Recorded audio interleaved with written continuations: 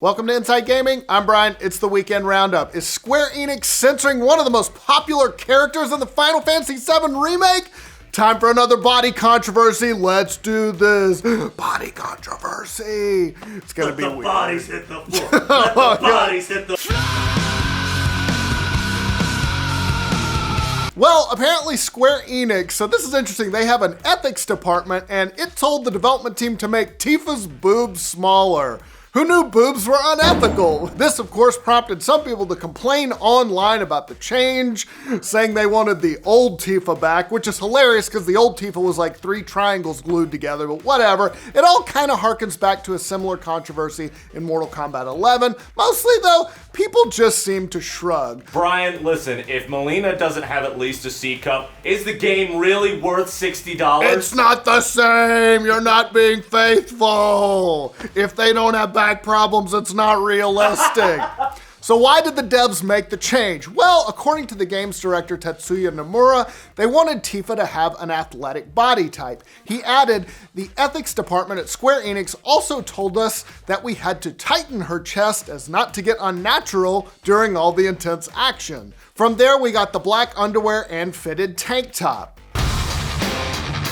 They've gone too far this time! Gamers rise up! Finally, on this issue, they've gone too far. But wait, hold up. That was according to a translation of Nomura's interview with Famitsu. Gamatsu did that translation. I know I'm butchering all these names, sorry. Others, though, claim that his answer was mistranslated and that Square Enix never asked them to make Tifa's boobs smaller. YouTuber Gaijin Hunter did their own translation, had a bit of a different spin. According to Gaijin Hunter, Square Enix, quote, didn't tell them to shrink her boobs. They asked that they didn't use a clothing design that made them flop all over during action sequences to the point of being unnatural considering she is an active/sporty type. So yeah, it's a really stupid controversy, but kind of interesting though that Square Enix has an ethics department that weighs in on these matters. There might actually be a business reason for all this, and so this is sort of the real news here. Some people are worried that Japanese games are getting censored in America, especially after a report claimed that Sony was tightening up its rules about sexual content over here in the West. Now, according to the Wall Street Journal, Sony is cracking down on sexual content in PS4 games, quote, reflecting concerns in the US about the depiction of women in video games. It added that Sony has new in-house standards that limit sexually explicit content, so maybe that's why Square Enix has an ethics department now. A representative told Polygon that the department is to help ensure games follow certain standards and to make sure it is aligned with the anticipated age rating standards across the globe. The representative added, in this case, we want a new generation of gamers to experience the Final Fantasy VII Remake and are working very closely with the company's internal experts to make sure all of the game's content is appropriate. Now, if you're wondering, the ESRB rating for the re-release of the original Final Fantasy VII says that during the course of the game, a goddess-like character is dressed in a low-cut top that displays moderate amounts of cleavage. Put some clothes on, goddess-like character. My kids might play this. Jeez.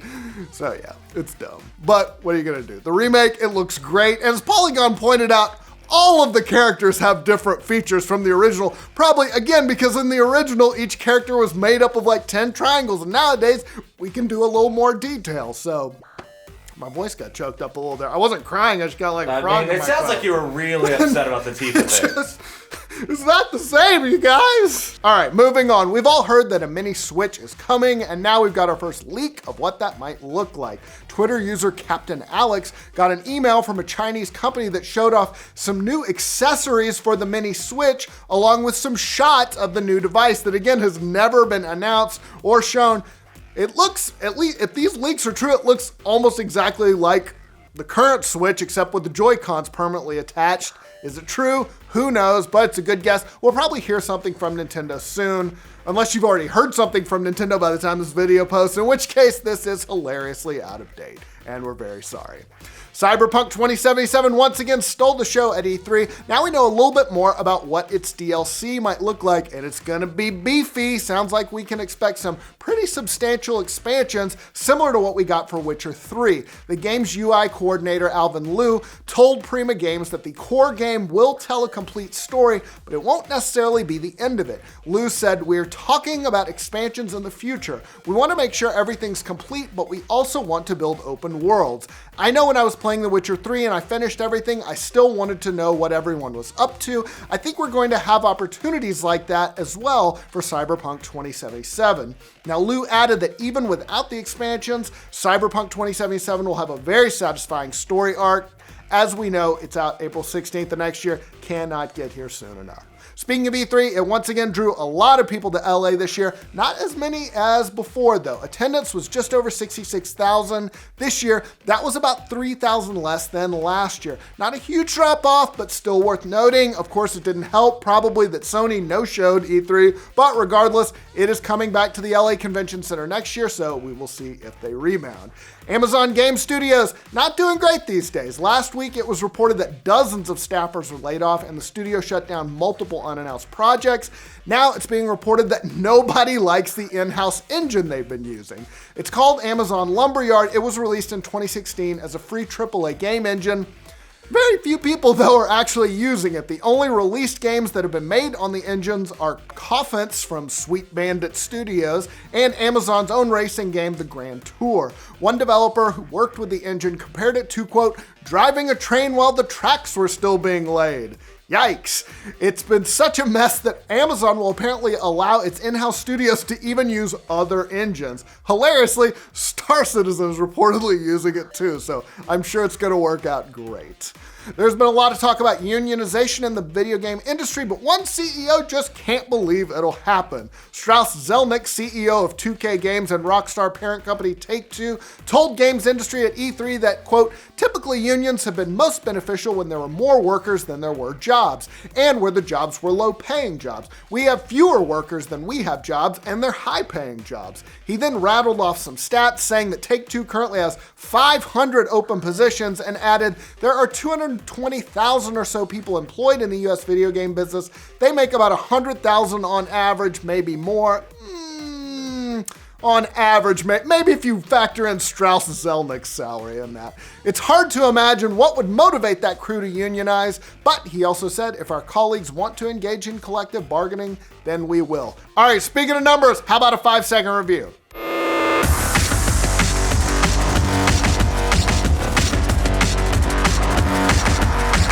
So I've been playing Anthem, and I really think we're talking about Outer Wilds this week. Oh, I haven't played that at all. All right, there we go. I'll do better next time. All right, on to new games coming out next week. Starting off, coming to the Epic Game Store, it's Quantic Dream's Heavy Rain. Is that going to be an exclusive? Are they going to do a retroactive exclusive? Originally released for the PS3 back in February 2010, this story-driven game focuses on the mystery of the Origami Killer, a serial murderer who drowns victims after periods of extended rainfall. Of course, this has the branching storylines we've come to expect from Quantic Dream games, and it won a few awards back in the day. As we said, you can pick this up on the Epic Game Store June 24th. Up next, porting over from the Switch, it's Senran Kaguro Reflections. This game has you getting to know and interacting with a shinobi heroine named Asuka by giving her massages. As the Steam description says, enjoy. As the Steam description says, enjoy an exciting reflexology experience together with a special girl. Heart emoji. It's releasing on PC June 24th. All right, I need to go full Texas on this one. You ready? Here we go. Tuesday. It's big trucks driving fast and running over shit. It's Monster Jam Steel Titans. See your favorite monster trucks like Gravedigger, El Toro Loco, and more do badass monster truck stuff. Get it on Tuesday, June 25th on PC, PS4, Xbox One, and of course the county fairgrounds. Moving on, that was great.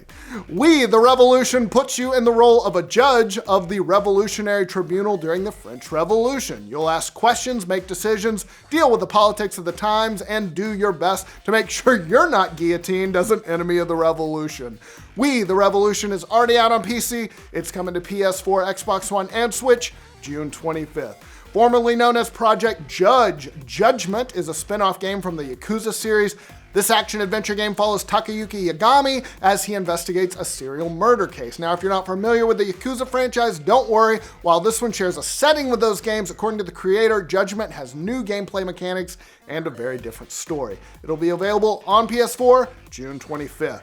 Samurai Showdown is back. The legendary blade-wielding fighting game returns with a new installment featuring high-end visuals, but the same mechanics that have defined the series since 1993. The game also boasts a new AI system that learns your playing style and tactics to create a ghost character of you that others around the world can fight against. That's really cool. It's coming out for PS4 and Xbox One June 25th. Inspired by classic point-and-click games, Irony Curtain drops you into the middle of a Cold War spy story full of intrigue and possible comedy. It's been out on PC for a little over a month, but it's coming to the PS4 June 25th, Switch on June 27th, and Xbox One June 28th. From Shoulda Had a Lot of Fun Studios, it's Shadow Fencer Theater. The developers call this one a competitive, awkward physics sword fighting game set in the world of shadow puppets. Seems pretty straightforward to me. It's releasing for PC and Xbox One June 26. Did you know that the city of New Orleans is sinking at a rate of up to 2 inches a year? Now you do. Anyway, The Sinking City is an adventure and investigation game set in an East Coast city during the 1920s. The game is inspired by H.P. Lovecraft, and you'll play a private investigator looking to uncover the truth behind the supernatural forces that haunt the city of Oakmont. It's coming to the Epic Games Store, PS4, and Xbox One June 27th. It's an East Coast city, but they mentioned New Orleans. That's it. That's not an East Coast city at all. I just thought maybe we could share some fun facts. That's just a factoid. All right. Thanks, Aaron. Aaron doing a lot of independent reporting these days. There's apparently a French game show known as Fort Boyard. Aaron and I have never heard of it. The only Boyard we know is Chef Boyardee. But if you're a fan of the game show, good news, there's a new game coming out. Fort Boyard has a combination of action and party games to test your endurance, dexterity, and perseverance, all in an effort to collect Boyard coins. It's coming out on PC, PS4, Xbox One, and Switch on June 27th. More French stuff. It's Tour de France 2019, as the site for the game asks, will you go all out in the La Planche de Belfier climb, or will you wait for the Pau time trial to earn the best place in the general classifications? Which would you choose, Aaron? I have literally no idea what you just said to me. Me either. Apparently, you can also ride the cobbled roads of the Tour of Flanders. Is that a Simpsons reference? Who knows? Diddly, you did a great diddly job. Anyway, you can start your tour de force in Tour de France 2019 on June 27th. On PS4 and Xbox One, performance-enhancing drugs not included. Furwind is a colorful platformer where you play as Moontail, a fox that looks to defend the forest from the encroaching dark madness of a recently released evil being named Darhun. It's already out on PC, but it's jumping onto the PS4, Vita, Xbox One, and Switch on June 27th. In a game that promises to combine the spectacular action of Japanese anime with Hollywood blockbusters, it's the space action game War Tech Fighters. You'll customize and upgrade your giant robot to battle against the Zetronian forces and save the galaxy. It's coming to PS4, Xbox One, and Switch June 27th. More 2019 racing, this time it's F1 2019. In what it's calling the most ambitious F1 game in Codemasters history, it includes all the official teams, drivers, and 21 circuits of the 2019 season. Developers have said they place greater emphasis on graphical fidelity with this year's title, and they've completely reworked night races. Pick this one up. PC, PS4, and Xbox One, June 28th. Now, finishing things up, it's a big one, Super Mario Maker 2. I'm excited about this one. You'll build new levels, share them with the world, play levels that other people built, get mad, exclaim that it's definitely not your fault that you suck, it's the asshole who made this level's fault that this jump is bullshit, throw a Joy-Con or two, and probably have Mario dress up like a kitty. It's coming to the Switch, June 28th. All right, that is all the news we've got for you on this Weekend Roundup. Hope you have a great weekend. we'll see here real soon. We've been waiting a long time for the Final Fantasy VII Remake. Boy, a really long time. And one of the highlights of E3 was getting a more in-depth look at the game. And it was really cool. It was. We got to see its new combat system, which combined real-time attacks with an active time system to charge up your abilities. It was great. Plus, Tifa was there. All important parts of Tifa were there. They scaled her back. She's realistic now. Skirt got short.